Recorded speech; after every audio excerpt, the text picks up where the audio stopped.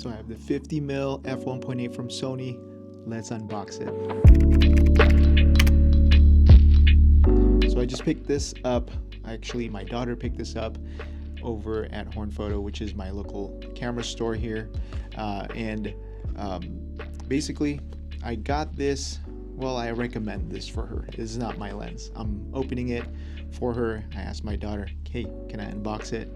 And she's like, cool. All right, so we're unboxing it right here.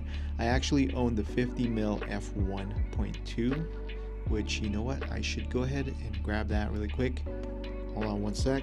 Okay, so I just grabbed my 50mm f1.2, and that way we can kind of compare it when I open this up. But my daughter had recently gotten the FX30, which I unboxed here on this channel maybe a month or two ago, and she's been loving it. I recommended, I keep saying I got these lenses, but these are hers.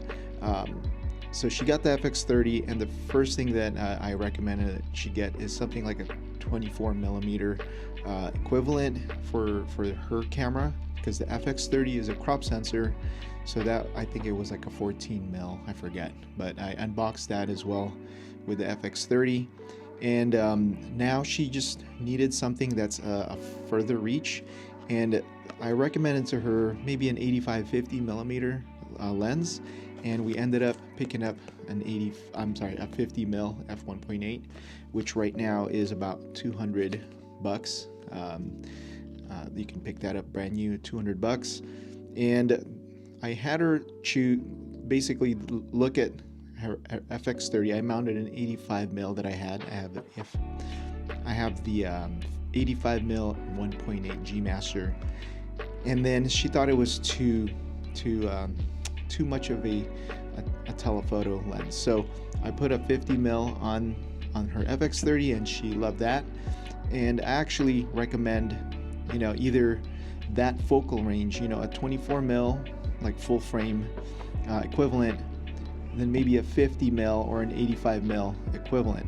So when you put a 50mm on a crop sensor, it turns out to be like a 75mm, so which is just right about there. So if she has like a 24mm and then a 75mm coverage, her two primes are going to be, she has everything covered pretty much. So we ended up choosing the 50mm. She really loved the look of that on the FX30, and that's what we were going to unbox here. So thanks Horn Photo. Ryan over at Horn Photo, thanks for hooking this up. So let's go ahead and unbox this thing, and just first impressions and all that good stuff. So there's a bunch of 50mm lenses that Sony has. We ended up getting this one because it's $200 and it's pretty small.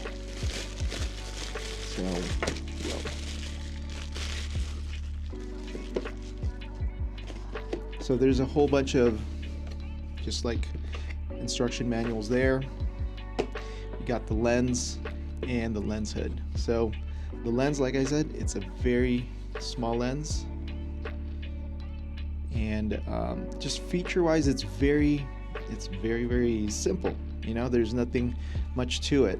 There's no aperture ring, which I know she loved from the 14mm or the 15mm 1.8 that she got, but compared to the other 50mm that Sony has that has an aperture ring, it's way smaller than this. It's the G series, and I actually have a 24mm. Let me grab that really quick too and compare it. All right, I'm back. So I went ahead and grabbed my ZV-E10.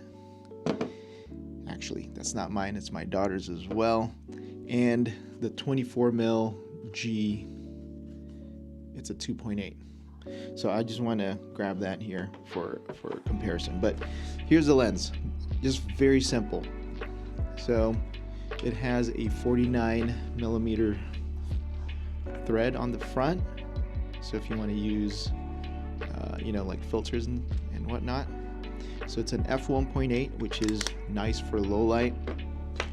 Let's open up the lens hood, and then let's go ahead and put that on. So there is the lens.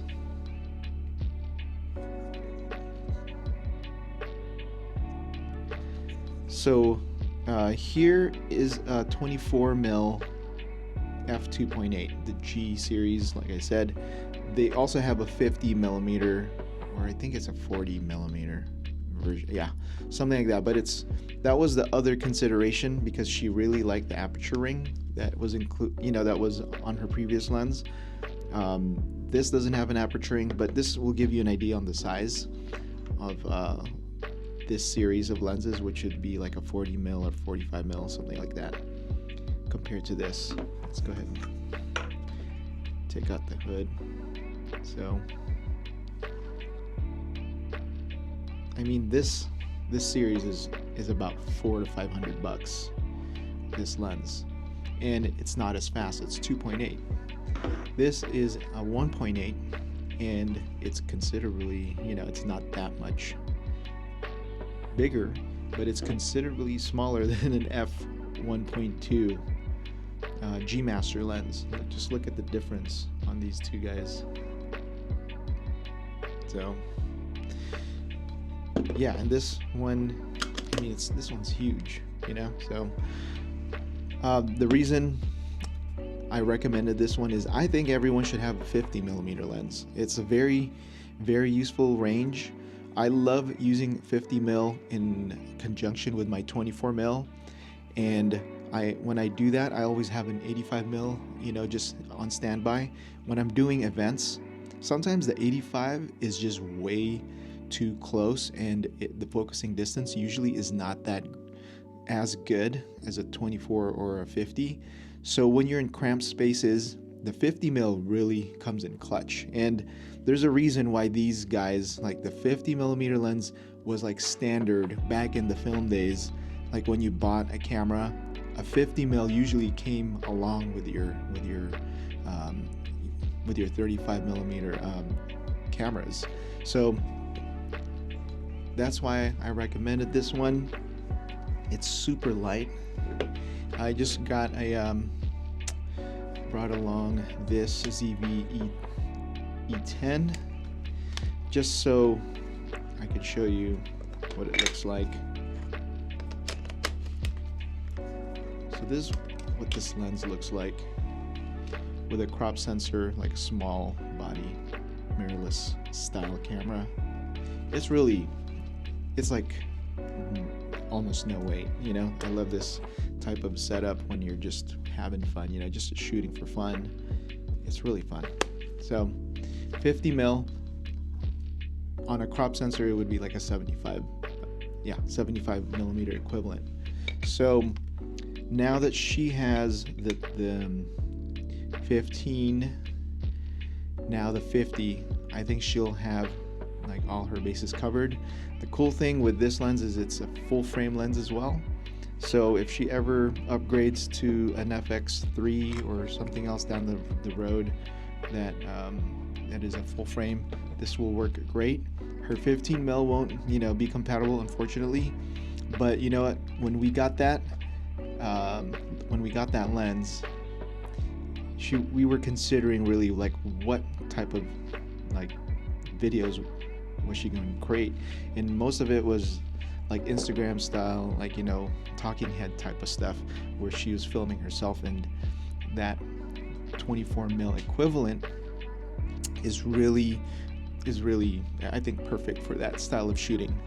But now that she's getting more into B-roll stuff, I think this will be great. So just wanted to give you my first impressions on that. As far as build quality, I mean, for a $200 lens, this is great.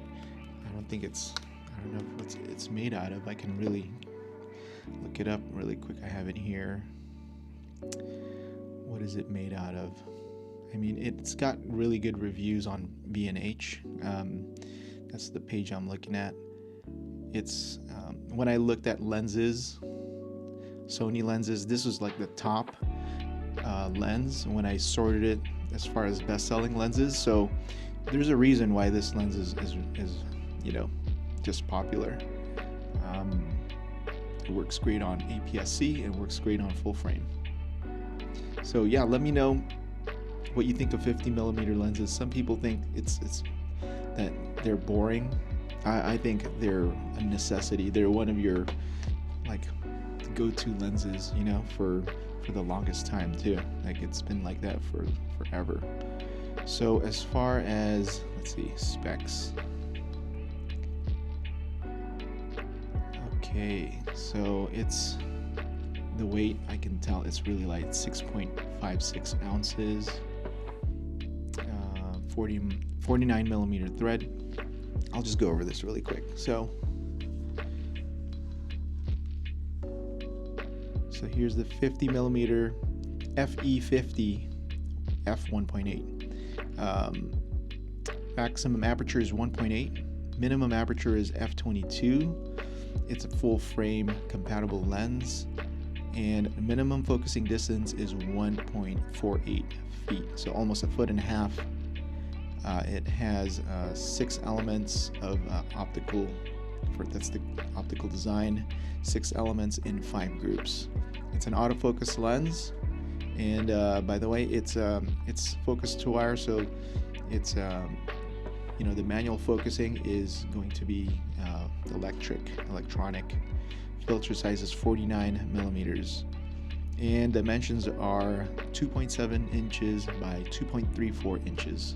So it doesn't say anything about the quality. I think, I don't know, it must be plastic, but yeah, that's about it. So just a no frills type of lens. Just wanted to unbox that with you and compare it with a couple other lenses that I have. Let's put on the lens hood. And so my daughter, she's pretty, you know, she's a pretty petite like build. So I mean, just the size of this is like perfect, I think, for her. And even for guys or just bigger people, I think this like size it just makes it more fun, I think. So super lightweight. I can barely feel the you know, just the weight of this. Yeah, with the ZV-E10, looks awesome. Let me get another camera and then just kind of show you what that looks like on a different camera, like another full frame camera. Hold on. All right, so I grabbed my A7 Mark IV. So let's try this out with this camera.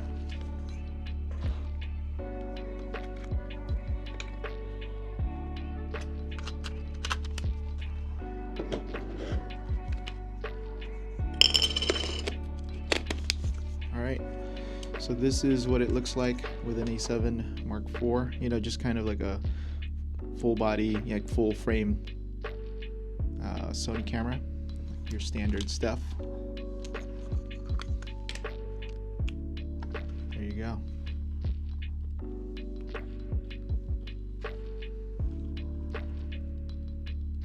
Super lightweight. I mean, I can shoot with this all day. This is cool.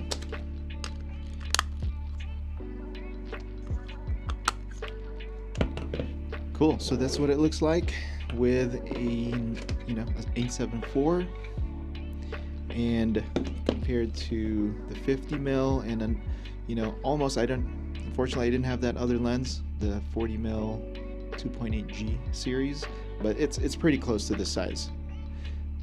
I mean, this one is, you know, it was built for like compactness. So these are the smallest, like highest quality lenses that Sony makes, and it's just about as tiny as that. So that about does it for this unboxing. Thanks for joining me, and I'll see you in the next video.